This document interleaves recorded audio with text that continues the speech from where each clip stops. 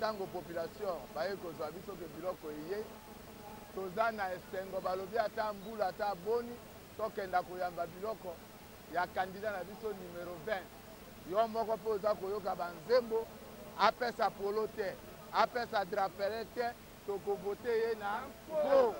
mpona oyo nyonso tu ye asali mpona province ya Équateur précisément mpona ville ya Mbandaka. Donc totondi na esengo biloko tobandaki kozela donc lelo pongi esili na biso.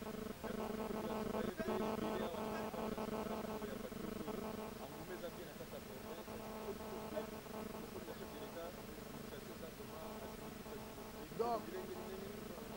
vraiment mobilisation wana ezali ya 100%.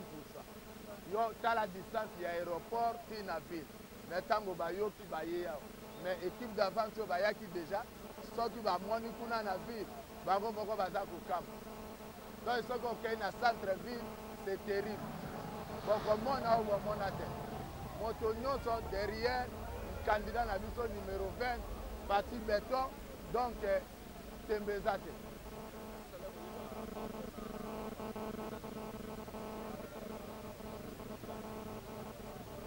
Oui, tosi tobandaki ba réunion tobandaki kaka kozela oyo biso tu toza ensemble puise toza na candidat kaka moko lokolo eye biloko eye lobi na ntongo tokosereni mpona partage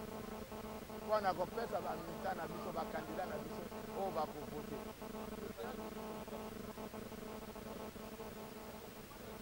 Bokomi ya chef de l'état population nyonso tu ya province ya Équateur tokoya koyamba ye toyoka oyo akoyebisa biso na nsima topesa ye bavoi na ye topesa ye bavoi na ye biso nyonso mpo toza na kandida mosusu te. Merci. Merci. Pour la visite du président de la République, vous savez que la victoire de Fachi est symbolisée à l'Équateur. Pourquoi nous disons ça? C'est parce qu'il est le premier à se faire enrôler et il l'a fait à Mbandaka. C'est donc la ville de prédestination pour lui. Et on l'attend à bras ouverts. Nous savons que plusieurs choses ont été dites, mais il viendra certainement qu'il ne manquera pas à donner des réponses à beaucoup de choses. Et la ville de Mbandaka attend impatiemment le président de la République, candidat à sa propre succession, numéro 20, et que vous verrez, vous serez témoin de ce qui va se passer. Honorable, vous êtes effectivement candidat ici dans la province de Mbandaka. La première des choses, c'est de rassurer tout le monde, parce qu'il y a des gens qui, jusqu'à ces jours, doutaient encore. Il n'y aura pas élection, il n'y aura pas élection. Mais aujourd'hui, il y a des signaux clairs. Le président de la République lui-même sillonne déjà la République. Et pour nous,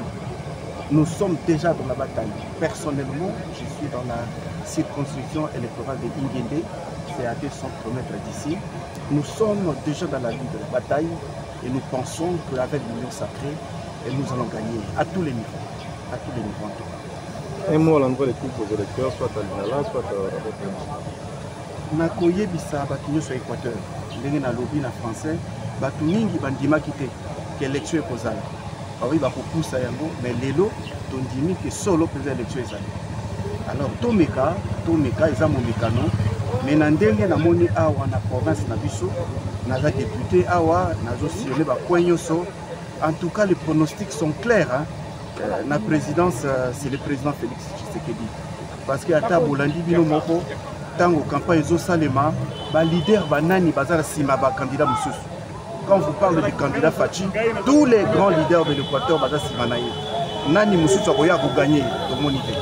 Et aujourd'hui nous pensons que nyonso ici que ça sera bien pour nous, l'Union sacrée va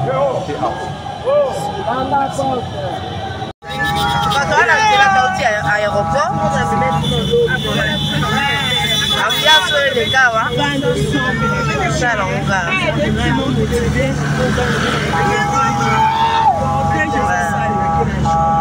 par mobilisation terrible pour asali pour la tante Tshisekedi tobaki tolakisa ba force ya ba candidat nyonso sur terrain donc Kinshasa toye na Équateur mambik kwa kotala to kolakisa bino lolenge nini makambo soto lokwa batali boso et pas kozela to komona ndenge nini ba kolengele ya boye ya Antoine Tshombo Tshisekedi numéro 20 nango na mosala biso ezaka ya kolakisa bino bilili te ya kokomisaka bino epai wa biso tokomaka nde ya mosala na biso et to kokende tozokoma kaka attends baba ni ba nga dans la libération hein voilà c'est quoi libération toujours kende bato na bokoma mbandaka te tokoti deya na bino nga aza na bino na kati yawa to na kati ya mbandaka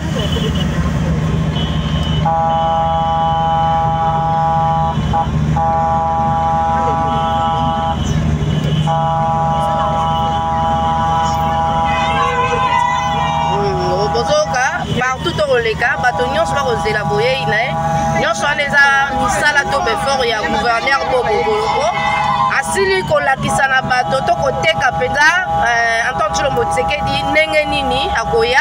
kopanda deja sango na ye kobongisa deja kolengela kobongisa esika ndenge nini mpenza bakoyamba to komona bato baza deja libanda eza kaka biso nde bapandisango toye so toye kokota deja awa bobo na bobo alors quoi liso Antoine Tshombo Tshisekedi en tout cas bande réunion sont pas dans la carte Équateur bon on a mis son à Belgique, France, États-Unis, Angola, Afrique du Sud partout on a biso AKM télévision comme ça kabine pas yo bitoko maka toza na Équateur na koloba bien bande robo mona déjà et le romo ezaki nango telelo mais ba sentir déjà moi mon pépé moko ezoya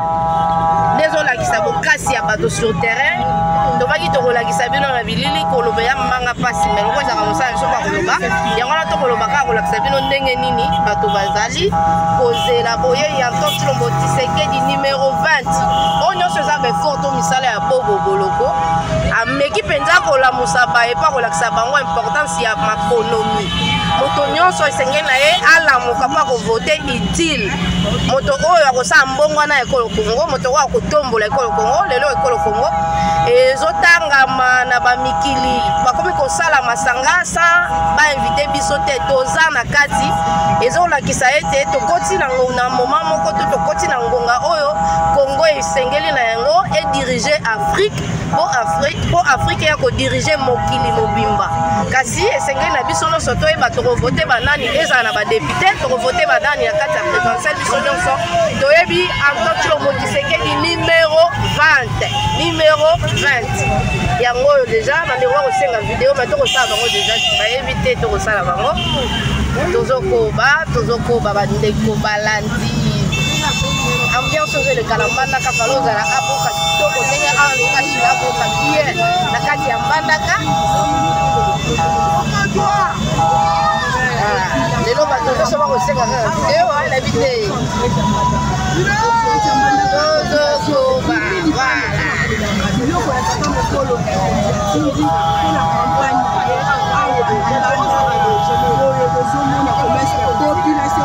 eza kaka na molili toana okohydro ya mbandaka awa ya Air Congo voilà tokomi na kohydro Air Congo tokende vers wana tokefika vers ville 6 maison voilà tokoba partagez déjà mbandaka tombe bobobolo kwa sali mosala penza oyo tondimaki teke awe kozala boye parce que lelo eza kaka ayeki koyamba biloko oyo Antoine Tshilombo Tshisekedi oza numéro 20 lokola bafoto lokola babiloko basalelaka na ya campagne to baka biloko ya campagne nyonso kasi tomoni mobilisation bato bayekaka koyamba biloko oyo batindi donc nyonso wana eza effort ya bobo polo en tout cas mosala kitoko gouverneur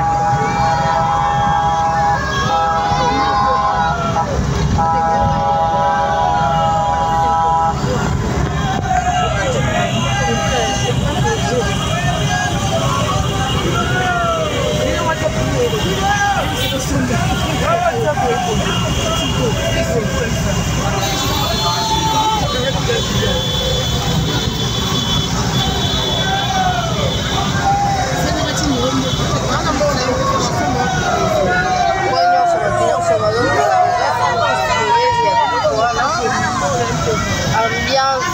totale la vie ya mbandaka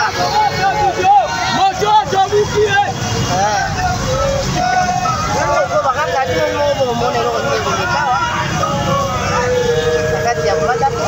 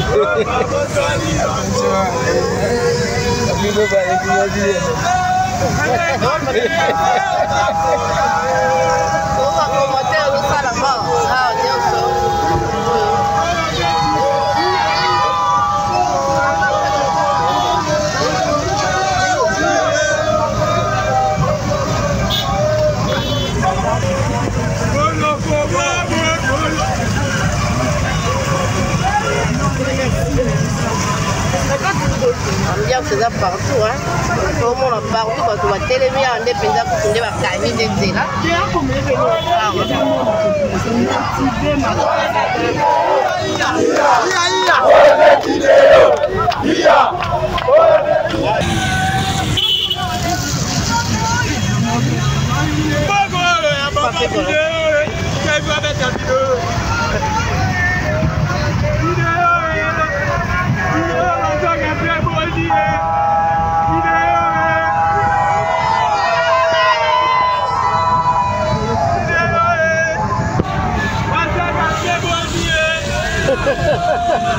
eloko facha bobi yango bato te